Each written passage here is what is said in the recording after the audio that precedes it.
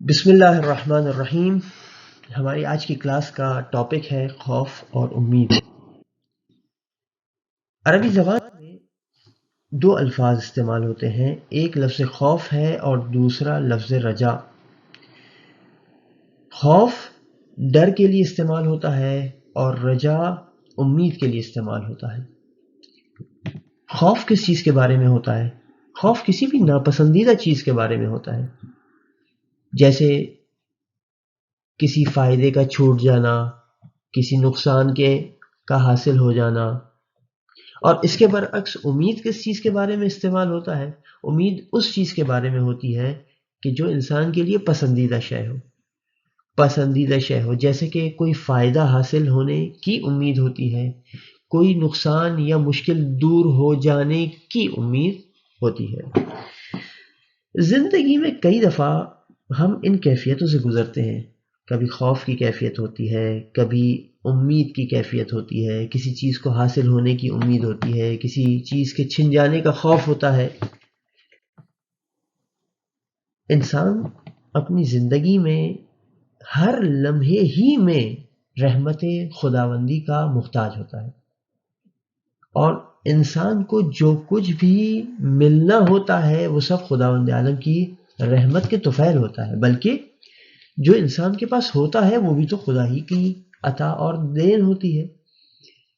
بس اگر زندگی میں کبھی بھی سخت حالات سے انسان گزرے تو اسے خدا کی رحمت سے مایوس نہیں ہونا چاہیے، اور جس کو الیاس من روح اللہ کی رحمت سے مایوسی کہا جاتا ہے، اور یہ عظیم گناہوں میں سے ایک ہے۔ اور یہ اگر انسان کے دل و دماغ پر چھا جائے، انسان کو حالات کے تبدیل ہونے کی امید ختم ہو جائے اور خدا کی رحمت سے مایوسی ہو جائے، تو اس کا نقصان، اس کا خطرہ اس قدر شدید ہے کہ ہم دیکھتے ہیں کہ کبھی انسان ایسی حالت میں، اس سچویشن کے اندر اپنی یا دوسرے کی جان لینے سے بھی نہیں رکتا اور اس کی پرواہ نہیں کرتا، اور یا خود کو موت کے گھاٹ اتار دیتا ہے، یا آس پاس والوں کو، دوسروں کو موت کے گھاٹ اتار دیتا ہے۔ سورہ یوسف آیت نمبر 87 میں ارشاد ہوا، وَلَا تَيْأَسُوا مِن رَوْحِ اللَّهِ، خدا کی رحمت سے مایوس نہ ہونا، إِنَّهُ لَا يَيْأَسُ مِن رَوْحِ اللَّهِ إِلَّا الْقَوْمُ الْكَافِرُونَ، کہ خدا کی رحمت سے کون مایوس ہوگا سوائے ایک گروہ کے، اور وہ کون ہے؟ وہ کافروں کا گروہ ہے۔ مطلب یہ کہ جو ایمان والا ہے کبھی خدا کی رحمت سے مایوس نہیں ہو سکتا، چاہے حالات کتنے بھی سخت کیوں نہ ہو۔ بلکہ ہمیشہ کیا کرنا چاہیے؟ بلکہ ہمیشہ خدا کے بارے میں اچھا گمان رکھنا چاہیے، اچھی سوچ رکھنی چاہیے، خدا کے حوالے سے پازیٹیو سوچنا چاہیے، اس لیے کہ خدا کا کام کبھی بھی حکمت سے خالی نہیں ہوتا، اور اس کے بارے میں اپنے لیے ہمیشہ نیک گمان رکھنا چاہیے، اچھی تھاٹس رکھنی چاہیے، اچھی سوچ رکھنی چاہیے۔ 8ویں امام علی رضا علیہ السلام سے روایت ہے، فرمایا احسن الظن باللہ، اللہ کے بارے میں اچھا گمان رکھو، فإن اللہ عز وجل یقول، اللہ تعالیٰ یہ فرماتا ہے، انا عند ظن عبدی المؤمن، کہ میں تو اپنے مومن بندے کے گمان پہ پورا اترتا ہوں، ان خیرا فخیرا، اگر وہ میرے بارے میں اچھا گمان رکھتا ہے تو میں ویسا ہی اس کے ساتھ برتاؤ کرتا ہوں، وہ ان شرا فشرا، اگر برا گمان رکھتا ہے تو جو وہ گمان رکھتا ہے میں اسے وہ دے دیتا ہوں، جیسا وہ سوچتا ہے میں ویسا پورا کر دیتا ہوں۔ لہٰذا ہمیں سخت اور مشکل حالات میں خدا کی رحمت سے مایوس نہیں ہونا چاہیے، نا امید نہیں ہونا چاہیے۔ اور یہ بات صرف اچھے حالات کی حد تک نہیں ہے، برے حالات کی حد تک نہیں، بلکہ اچھے حالات میں بھی یہ چیزیں اپلائی ہوتی ہے، اور وہ اس طرح سے کہ کبھی اگر حالات اچھے ہوں، ہم نعمتوں سے بھرپور زندگی گزار رہے ہوں، ہم جیسا چاہ رہے ہو ویسا ہمیں مل رہا ہو، ہر چیز ہمارے لیے مہیا ہو، تب بھی خدا کو فراموش نہیں کرنا چاہیے، بلکہ خدا کی یاد رکھنی چاہیے۔ اس لیے کہ جو کچھ ہے خدا کی سبب ہے، خدا کی تو فعل ہے، خدا نے چاہا ہے تو ہمیں ملا ہے، اور کسی بھی لمحے یہ سب کا سب ایک دم بھی پلٹ سکتا ہے۔ لہذا کبھی بھی اس اعتبار سے نعمت کے چھننے کے حوالے سے بے خوف نہیں ہونا چاہیے، جسے کہا جاتا ہے الامان من مکر اللہ۔ کبھی بھی یہ نہیں گمان کرنا چاہیے، یہ نہیں سوچ لینا چاہیے کہ بس مجھے جو مل گیا ہے اب تو یہ میرے پاس رہے گا، بلکہ کسی بھی لمحے خدا اس کو مجھ سے لے سکتا ہے۔ بلکہ یہ جو نعمت ہے یہ تو خود ایک امتحان ہے۔ خدا کبھی لے کر امتحان لیتا ہے، اور کبھی نعمتیں دے کر امتحان لیتا ہے کہ آیا میرا بندہ اسے صحیح جگہ پہ خرچ کرتا ہے یا نہیں کرتا۔ یہ تو دنیا کے اعتبار سے بات ہو گئی۔ تو ایک ایسا شخص کہ جو خدا اور روز قیامت پر ایمان رکھتا ہو، وہ جتنا دنیا کے لیے فکر مند ہے اتنا ہی آخرت کے لیے بھی فکر مند ہوگا، بلکہ آخرت کے لیے تو دنیا سے بھی زیادہ فکر مند ہونا چاہیے۔ کیوں؟ اس لیے کہ دنیا محدود ہے، بہت لمیٹڈ ہے، آخرت لامحدود ہے۔ دنیا کی زندگی مختصر ہے، کتنے سال جیتا ہے انسان؟ 60 سال، 70 سال، 80 سال، کوئی بہت جی لیا تو 100 سال جی لے گا۔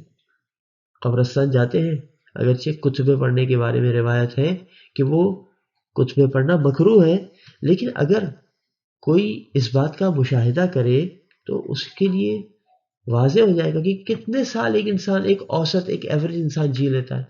کسی کے کتبے کے اوپر 60 سال لکھی ہوگی، کسی کے اوپر 65 سال لکھی ہوگی، کسی کے اوپر 73 سال لکھی ہوگی، کسی کے اوپر 89 سال لکھی ہوگی۔ یہی ایجز گزار لیتا ہے نا انسان۔ لیکن آخرت کی زندگی تو ہمیشہ ہمیشہ کی زندگی ہے۔ اچھا، یہاں پہ جو فائدہ، جو لذت، جو مزہ ملتا ہے وہ تھوڑی دیر کا ہوتا ہے، جبکہ وہاں کا مزہ، وہاں کی نعمتیں ہمیشہ ہمیشہ رہنے والی ہے۔ اور اس کے برعکس جو وہاں کی سزا ہے وہ ہمیشہ رہے گی، اور یہاں کی سزا بھی وقتی ہے۔ اور ان سب سے بڑھ کے وہ یہ کہ جو ہمارا خالق ہے، جو ہمارا مالک ہے، اس کی رضامندی اور ناراضگی، یہ بھی تو انسان کے لیے، ایک بندہ مومن کے لیے اہم شے ہے۔ لہٰذا انسان اپنی آخرت کے حوالے سے بھی فکر مند ہونا چاہیے، اور آخرت میں کیا ملے گا اور کیا چھوٹے گا، سزا ملے گی یا جزا ملے گی، اس کا تعلق کس سے ہے؟ اس زندگی سے ہے کہ جو ہم گزارتے ہیں۔ ہم یہاں پہ جو اعمال کرتے ہیں، ہم یہاں پہ جیسا رویہ اختیار کرتے ہیں، اسی کے مطابق تو روز قیامت ہمیں جزا اور سزا اور پاداش ملنے والا ہے۔ تو اب ہم آخرت کے حوالے سے بات کریں تو یہاں پر ہماری زندگی پر ہی دار و مدار ہے، ڈیپینڈ ہے کہ آخرت میں ہمیں کیا ملنے والا ہے۔ تو اب اپنی زندگی کو آخرت کے لحاظ سے دیکھیں تو زندگی کے دو حصے ہیں۔ ایک وہ حصہ ہے کہ جو گزر چکا، اور دوسرا وہ حصہ ہے کہ جو ابھی گزرنا باقی ہے، جسے ابھی ہم نے گزارنا ہے۔ جو حصہ گزر چکا ہے ہم اس کو تو تبدیل نہیں کر سکتے، جو ہم نے کر لیا ہے وہ تو کر لیا ہے۔ اچھا، اب اگر اچھا کیا ہے تو وہ جو اچھائیاں کی تھی اس کا اثر ختم ہو سکتا ہے۔ جو ہمارے لیے تحفے اور انعام اور گفٹس موجود ہیں خدا کے پاس، وہ ضائع ہو سکتے ہیں۔ کیسے؟ اگر ہم نے اپنی ان اچھے کاموں کے اوپر غرور کیا، اگر ہم نے اس کے اوپر فخر کیا، عجب کیا کہ بھائی گویا ہم نے اچھا کام کر کے خدا پر احسان کیا، تو یہ ساری کی ساری چیزیں جو کی تھی لیکن اب آگے کی نسبت سے، آخرت کی نسبت سے بے قیمت ہو جائے گی، یوز لیس ہو جائے گی۔ کیونکہ عمل صرف کرنا نہیں ہوتا، بلکہ اچھے عمل کو سنبھالنا بھی ہوتا ہے۔ اگر اچھا کام کیا ہے اسے سنبھالنے کی کوشش کرنی چاہیے، اور اگر کوئی برا کام کیا ہے، کوئی گناہ کیا ہے، تو وہاں پر بھی جو کیا ہے وہ تو تبدیل نہیں ہو سکتا، لیکن اگر سچی توبہ کی جائے، خدا سے معافی مانگی جائے اور انسان پلٹ آئے، اس راستے کو چھوڑ دے، تو نہ صرف یہ کہ خدا توبہ کو قبول کرتا ہے اور اس جرم کو معاف کر دیتا ہے، بلکہ یہ بھی خدا کی قدرت کے اور خدا کی اختیار کے اندر ہے کہ وہ اس کے جو منفی اثرات تھے، جو نیگیٹو ایفیکٹس تھے ہماری زندگی پر اس گناہ کے، خدا چاہے تو اسے بھی دور کر سکتا ہے۔ اس مرحلے پہ انسان کو خدا کی ذات سے اچھی امید رکھنی چاہیے اور کبھی بھی اس اعتبار سے مایوس نہیں ہونا چاہیے۔ انسان کو خدا کے اندر امید رکھنی چاہیے کہ پروردگار میری اس توبہ کو قبول کر لے گا یا اس نے قبول کر لی ہوگی۔ تو امید اس بات کی کہ خدا اس توبہ کو قبول کر لے گا یا اس نے کر لی ہوگی، لیکن ساتھ ہی اب یہ امید دیکھیں کس قدر امید خدا کے حوالے سے زیادہ ہے۔ خدا کے حوالے سے امید اس قدر زیادہ کہ قرآن مجید میں سورہ زمر کی آیت نمبر 53 میں ارشاد ہوا، قل یا عبادی الذین اسرفوا علی انفسہم، اے نبی آپ کہہ دیجئے میرے بندوں سے، کون سے والے بندوں سے مخاطب ہے؟ ان بندوں سے مخاطب ہے کہ جنہوں نے اپنے اوپر ظلم کیا۔ کیا کہیے؟ لا تقنطوا من رحمت اللہ، کہ دیکھو میری رحمت سے نا امید نہ ہو جانا۔ کیوں؟ اس لیے کہ ان اللہ یغفر الذنوب جمیعا، اس لیے کہ پروردگار تمہارے جتنے بھی گناہ ہیں، جس نوعیت کے بھی، جس طرح کے بھی گناہ ہیں، خدا سب کو معاف کر دے گا اگر تم سچی توبہ کر کے خدا کے پاس واپس پلٹ آؤ۔ انہ هو الغفور الرحیم، اس لیے کہ خدا تو ہے ہی بخشنے والا اور رحم کرنے والا۔ تو امید کا یہ لیول ہے خدا کے حوالے سے، خدا کی رحمت کے حوالے سے۔ اور یہاں پہ ایک واقعہ ذکر کروں۔ ایک دفعہ روایت کہتی ہے، ایک دفعہ چوتھے امام امام زین العابدین علیہ السلام کے پاس کچھ لوگ بیٹھے تھے۔ ایک نے کہا کہ یہ ابن رسول اللہ، اے فرزند رسول، ایک عالم ہے جس کا نام حسن بصری ہے، وہ کہتا ہے کہ مجھے تعجب اس کے بارے میں نہیں ہے کہ جو اپنے گناہوں کی وجہ سے قیامت کے دن ہلاک ہو جائے، اس لیے کہ کون ہے کہ جو گناہوں سے پاک ہو۔ تعجب اس کے بارے میں ہے کہ جو نجات پالے اور جنت کا حقدار ہو جائے، بھلا کیسے وہ نجات یافتہ ہوگا؟ مجھے تو اس بارے میں تعجب ہے۔ امام علیہ السلام نے کہا کہ وہ یہ کہتا ہے اور ہم یہ کہتے ہیں کہ تعجب اس کے بارے میں نہیں ہے کہ جو نجات پالے اور اسے معافی مل جائے اور اس کی توبہ قبول ہو جائے۔ تعجب تو اس کے بارے میں ہے کہ جو خدا کی رحمت اتنی وسیع ہونے کے باوجود بھی خدا سے معافی نہیں حاصل کر سکے، مجھے اس کے بارے میں تعجب ہے۔ تو امید کا کیا لیول اور کیا مرحلہ ہے دین اسلام کے اندر، تعلیمات محمد و آل محمد کے اندر۔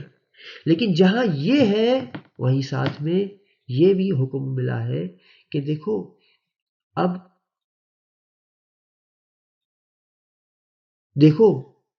اب جبکہ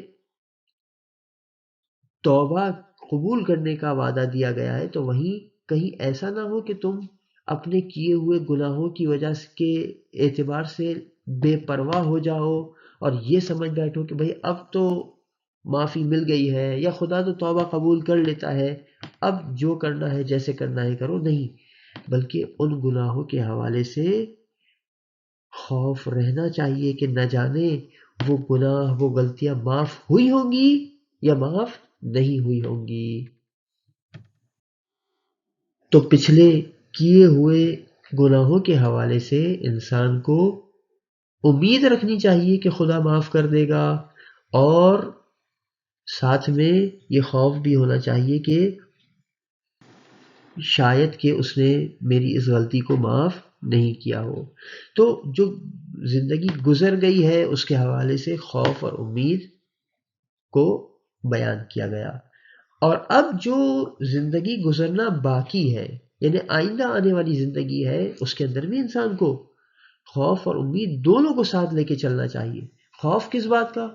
خوف اس بات کا کہ پتہ نہیں آگے جا کے کیا ہو، کہیں ایسا نہ ہو کہ میں کوئی ایسا کام کر بیٹھوں کہ جس سے میری آخرت کی زندگی کی ہلاکت ہو جائے اور میں ہمیشہ ہمیشہ کے عذاب کا مستحق قرار پا جاؤں، تو خوف ہونا چاہیے کہ کہیں بے توجہی سے میں وہ غلطی نہ کر بیٹھوں اور خدا کی نافرمانی نہ کر بیٹھوں، اور امید اس چیز کی رکھنی چاہیے کہ پروردگار میری اچھے کاموں میں اور گناہوں سے بچنے میں مدد کرے۔ چھٹے امام سے روایت فرماتے ہیں المؤمن بین مخافتین، مومن کی زندگی دو خوفوں کے درمیان ہے۔ ایک خوف کس کا ہے؟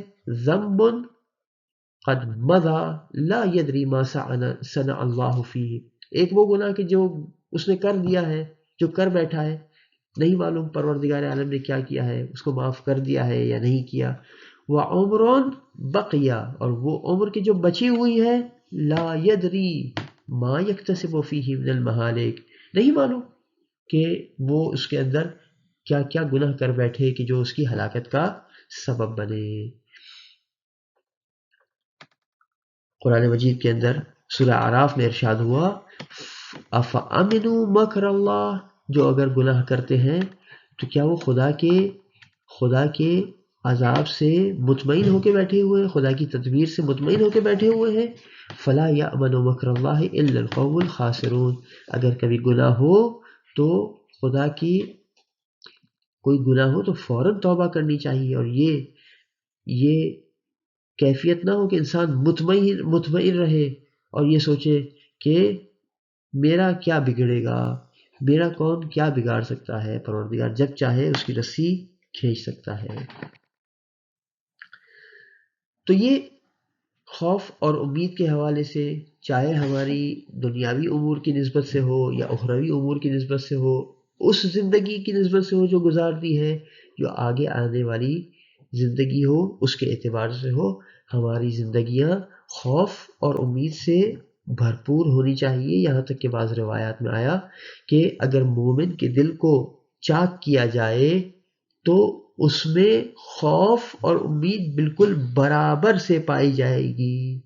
یہ مومن کا امتحان ہے کہ اپنی زندگی کو اس طریقے سے بیلنس کر کے چلے کہ جتنا خداوند عالم کی حوالے سے خوف ہو کہ وہ اس کی گناہوں کی وجہ سے اس کی گرفت کرے گا، اتنی ہی خدا سے امید ہو کہ خداوند عالم اسے معاف کرے گا۔ جتنا یہ خوف ہو کہ خدا اسے اپنے حال پہ چھوڑ دے گا، اتنی ہی یہ امید بھی ہو کہ پروردگار اس کی مدد اور نصرت کرے گا اور اسے اس کے حال پر نہیں چھوڑے گا۔ آخر میں دو باتیں اس کی جانب اشارہ کروں۔ نمبر ایک یہ کہ خوف اور امید دونوں ہی بہت طاقتور جذبے ہیں اور طاقتور احساسات ہیں کہ جو انسان کو کسی کام کے اوپر ابھارتے ہیں۔ ہمیں امید ہوتی ہے اس لیے کوئی سخت سے سخت کام بھی کر لیتے ہیں۔ آپ کو میں مثال دوں، جناب حاجرہ حضرت اسماعیل علیہ السلام کے حوالے سے جب چھوٹے سے تھے، کم سن تھے اور پیاسے تھے، پانی چاہیے تھا، تو کس طرح سے کبھی صفا کی پہاڑی پہ دوڑ رہی ہے، کبھی مروہ کی پہاڑی پہ دوڑ رہی ہے۔ پتہ تو نہیں تھا کہ ملے گا یا نہیں ملے گا، امید تھی کہ پانی مل جائے گا۔ دیکھیں ایک ماں اتنا سخت کام کرنے پر آمادہ ہو گئی، کس خاطر؟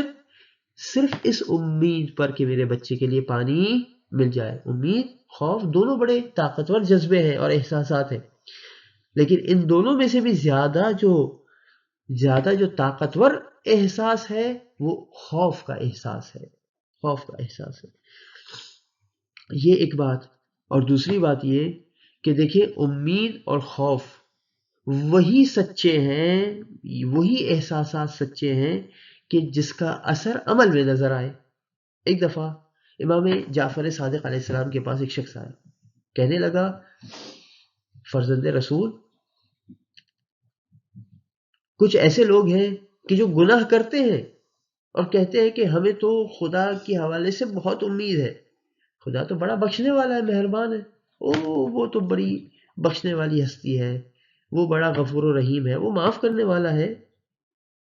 ہوتے ہیں نا ایسے لوگ، دکھتے ہیں ہمیں بھی، کہ جو بولتے ہیں کہ بھائی خدا بڑا مہربان ہے، وہ ہمیں معاف کر دے گا۔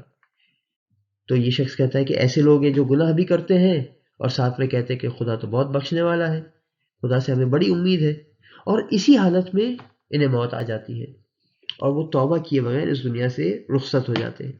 تو امام علیہ السلام نے فرمایا یہ لوگ در حقیقت اپنی آرزوؤں کے سہارے پر، ان کے دوش پر اڑنے والے لوگ ہیں. یہ لوگ جھوٹے ہیں، یہ امید رکھنے والے لوگ نہیں ہیں. کیوں؟ اگر امید رکھتے ہوتے تو جس چیز کی امید تھی اسے حاصل کرنے کی کوشش کرتے، اور اگر خوف رکھنے والے لوگ ہوتے تو جس چیز کا خوف ہوتا اس سے بھاگتے، اس سے دور ہٹتے. جیسے کہ اگر کسی کو خوف ہو کہ اس کے پیچھے کوئی جنگلی جانور بھاگ رہا ہے، کوئی کتا بھاگ رہا ہے، کسی کو واقعاً خوف ہو جائے تو وہ دور جائے گا یا نہیں جائے گا؟ وہ بھاگے گا کہ نہیں بھاگے گا؟ اسی طرح سے اگر جس کو واقعاً جہنم کی آگ کا خوف ہو تو وہ اس سے دور ہٹنے کی کوشش کرے گا. کسی کو جنت کی امید ہو، خدا کے ثواب کی امید ہو، تو یقیناً اسے حاصل کرنے کی کوشش بھی کرے گا. اس دعا کے ساتھ اس کلاس کو ختم کرتے ہیں کہ پروردگار ہمیں سچی امید اور سچا خوف دے کر ایک سچا مومن بنا. وآخر دعوانا ان الحمد للہ رب العالمین.